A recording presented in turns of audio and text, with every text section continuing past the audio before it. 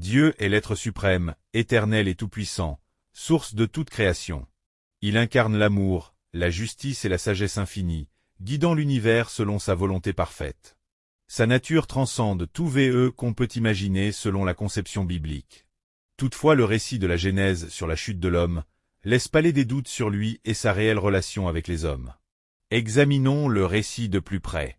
Dieu dit à Adam qu'il mourra le jour même s'il mange du fruit de la connaissance du bien et du mal. Genèse chapitre 2 verset 17. Le jour où tu en mangeras, tu mourras. Après qu'Adam et Ève mangent du fruit, ils ne meurent pas ce jour-là. Adam vit encore des siècles. Genèse chapitre 3 verset 5, ce qui contredit directement la déclaration de Dieu. Le serpent dit la vérité concernant les effets du fruit. Genèse chapitre 3, versets 4 et 5. Le serpent affirme, « Vous ne mourrez point, mais vos yeux s'ouvriront, et vous serez comme des dieux, connaissant le bien et le mal. » Après avoir mangé du fruit, leurs yeux s'ouvrent effectivement. Genèse chapitre 3 verset 7. Et Dieu confirme que Satan avait raison lorsqu'il dit l'homme est devenu comme l'un de nous. Genèse 3h22. Cela valide les propos du serpent et suggère que l'avertissement de Dieu était fallacieux.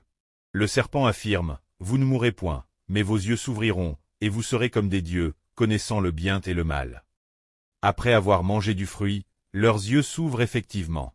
Est-ce que Dieu cache des vérités et agit par peur de perdre son statut de primauté?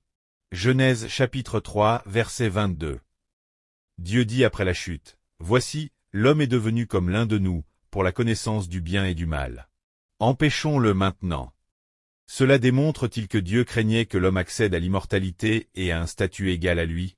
Ce désir de cacher ou limiter des vérités importantes peut être interprété comme un acte malhonnête de la part de Dieu. Qu'en pensez-vous? Est-ce que ces paroles doivent être interprétées de manière non littérale, mais plutôt symbolique? Laissez vos commentaires et vos arguments.